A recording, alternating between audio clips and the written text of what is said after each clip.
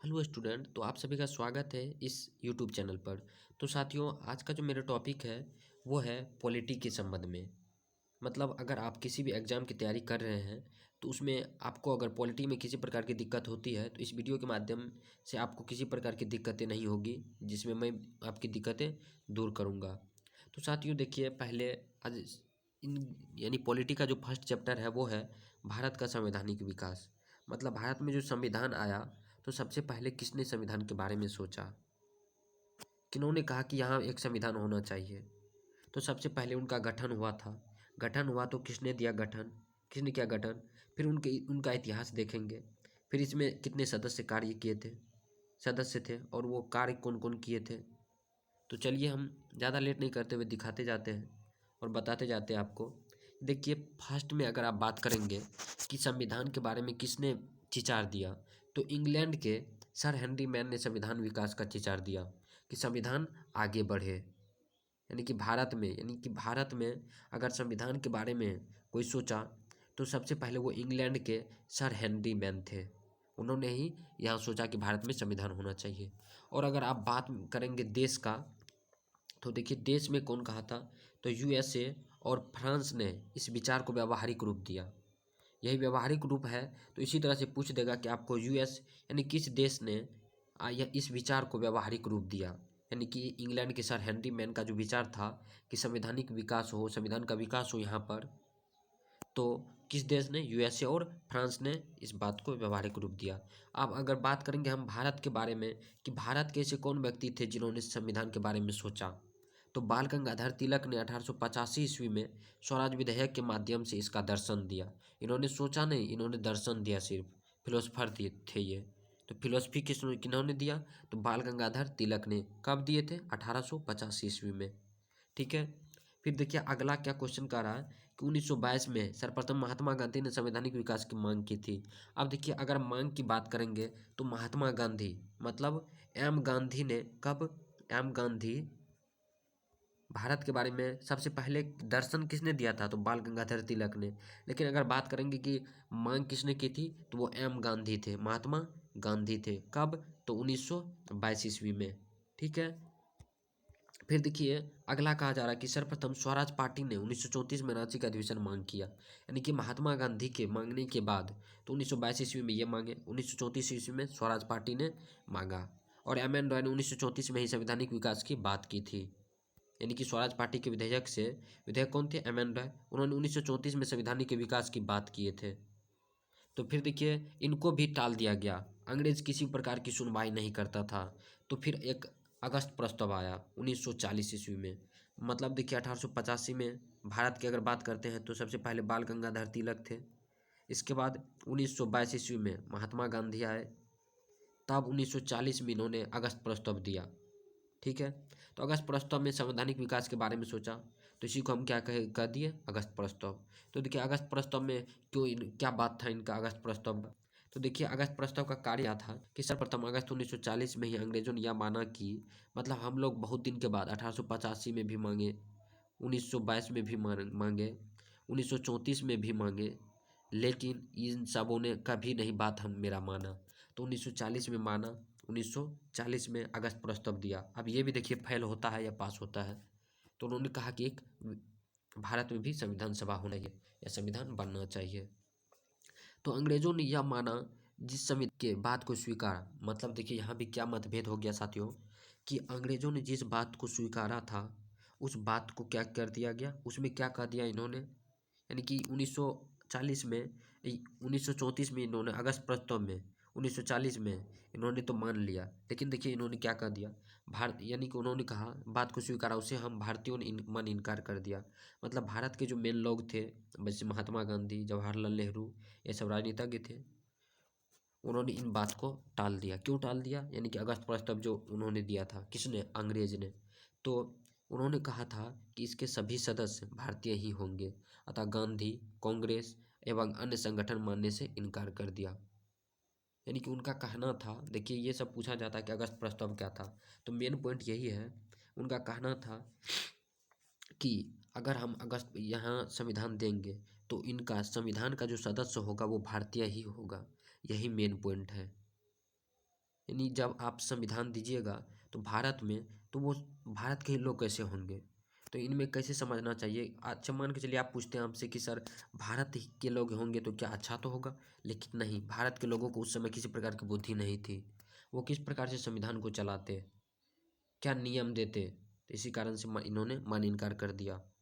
फिर आगे लाया क्रिप्स मिशन, किसने लाया, तो वहाँ के लोग ही क्रिप्स मिशन दिए। क्रिप्स मिशन का क्या मतलब होता है, लक्ष्य या उद्देश्य। क्रिप्स का पूरा नाम क्या था, सर स्टेफोर्ड क्रिप्स। अब ये कब दिया था, कब आया भारत में, तो 23 मार्च 1942 को क्रिप्स मिशन आया। अब इस मिशन का क्या लक्ष्य था, इसका क्या कहना था, इनका कहना था कि भारतीयों का एक संविधान सभा हो। तो क्या क्रिप्स मिशन यहाँ सफल हुआ, तो इनके बारे में भी हम अगला पेज में देख लेते हैं। तो देखिए क्रिप्स प्रस्ताव में क्या था, कि क्रिप्स प्रस्ताव में उस समय ब्रिटेन युद्ध खुद द्वितीय विश्व युद्ध से घिरा था, मतलब ब्रिटेन में खुद सेकेंड वर्ल्ड वार हो रहा था, ठीक है। उसे चर्चिल ने भारत इस उद्देश्य से भेजा कि भारतीयों को का संवैधानिक सभा तो बनेगा, लेकिन द्वितीय विश्व युद्ध के बाद।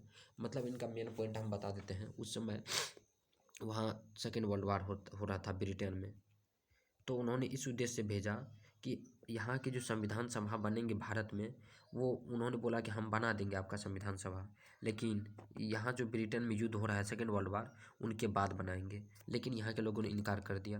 क्यों, क्योंकि देखिए यहाँ के राजनीतिज्ञ जो थे उन्होंने सोचा, और इसमें कौन मेन व्यक्ति थे, तो भारत के दो बहुत बड़े राजनीतिक व्यक्ति महात्मा गांधी और पंडित जवाहरलाल नेहरू ने इनको इनकार कर दिया।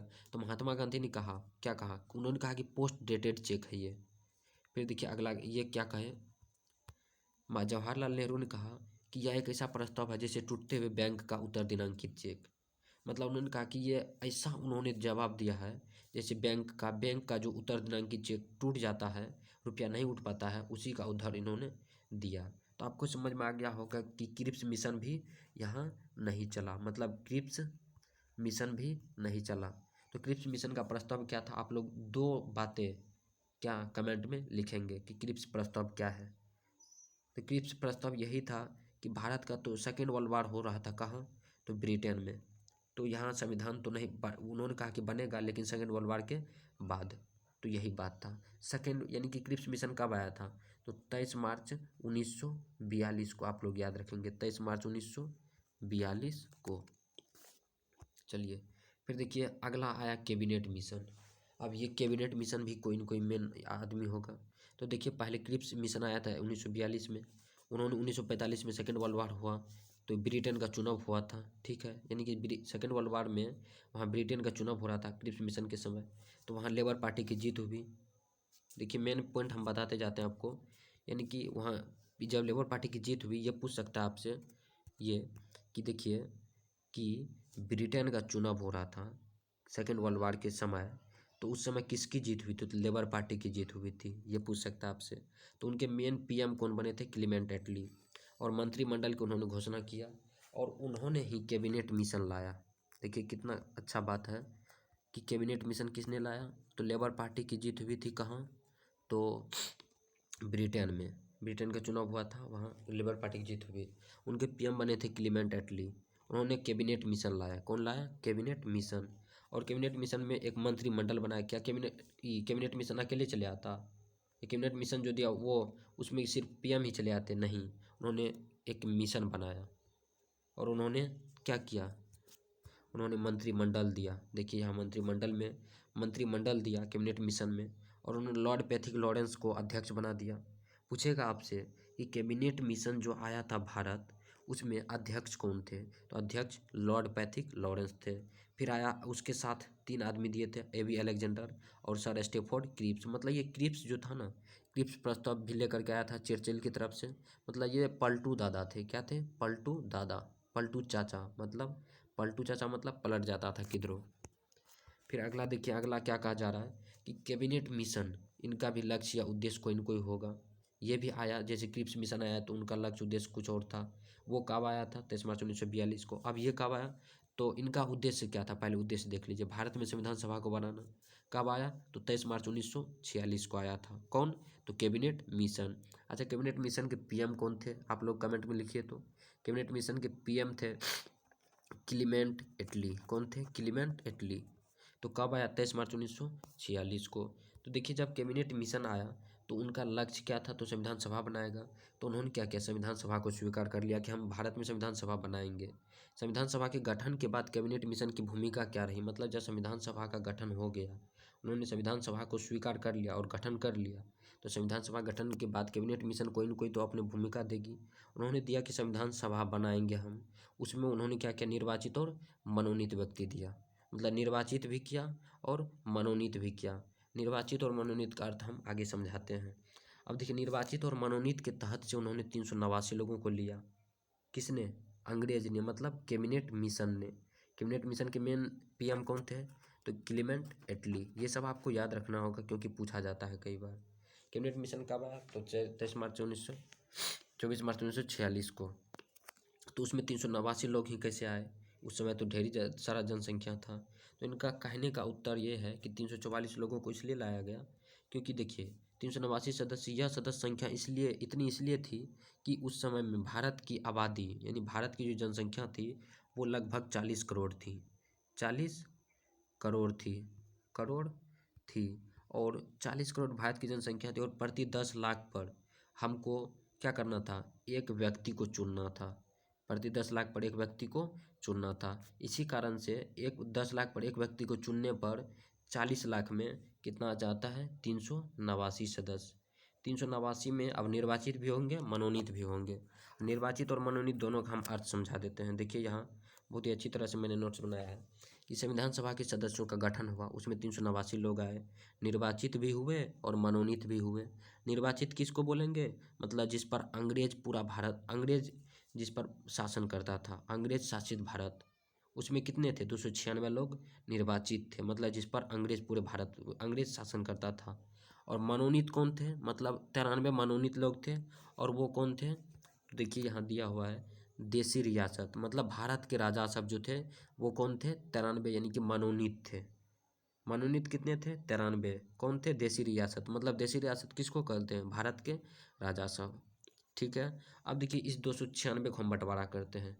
296 कौन थे? निर्वाचित थे, अंग्रेज शासित भारत थे। उसमें 292 और 4 ले लीजिए, मतलब 292 और 4। 292 पर कौन अधिकार था? किसका? अंग्रेज का अधिकार था। ये भी इस पर अंग्रेज का पूरी अधिकार था। और 4 जो था वो चीफ कमिश्नरी क्षेत्र था। मतलब जैसे आज हम कह सकते हैं जैसे संघ शासित प्रदेश है, संघ शासित प्रदेश है, उसी तरह से पहले क्या होता था? चीफ कमिश्नरी क्षेत्र। वो कौन बनाया था? अंग्रेज बनाया था। जिस प्रकार आज कल हम संघ शासित प्रदेश पर हक जमाते हैं उसी तरह उतना ही हक होता था चीफ कमिश्नरी क्षेत्र का। अब पूछा जाता है कि चीफ कमिश्नरी क्षेत्र कौन कौन थे? तो उसमें दिल्ली था जो इंडिया में है, अजमेर मेजबाड़ा था जो अभी राजस्थान में है, कूर्ग था कर्नाटका में, ब्रिटिश बलूचिस्तान था पाकिस्तान में। तो आप ऐसे भी याद रख सकते हैं कि कौन कहाँ है। दिल्ली मतलब इंडिया में, ये तो सबको पता है। अजमेर मेजबाड़ा, रॉ आया लास्ट में तो रॉ से राजस्थान स्टार्ट कर दीजिए। कूर्ग आया, क्वा है तो क्वा से कर्नाटका। ब्रिटिश बलूचिस्तान, अस्तान आया तो पाकिस्तान। इस तरह से भी आप याद रख सकते हैं। और ये कौन थे? चीफ कमिश्नरी क्षेत्र थे, चीफ कमिश्नरी क्षेत्र थे। तो देखिए आज तक आज जो है यहीं तक ही कि संविधान सभा का गठन हुआ, उसमें 389 लोग आए। तो संविधान सभा का जो गठन हुआ था उन्होंने किसने स्वीकारा? तो कैबिनेट मिशन ने स्वीकारा। किसने स्वीकारा? कैबिनेट मिशन ने स्वीकारा। तो चलिए आज के लिए इतना ही रखते हैं, फिर आगे मिलेंगे नेक्स्ट वीडियो में। तो अगर वीडियो अच्छा लगे तो लाइक शेयर एंड सब्सक्राइब ज़रूर कीजिएगा। इसका ऑब्जेक्टिव भी मैं लेकर के आऊँगा। अगर नोट्स चाहिए तो टेलीग्राम में जुड़ जाइए।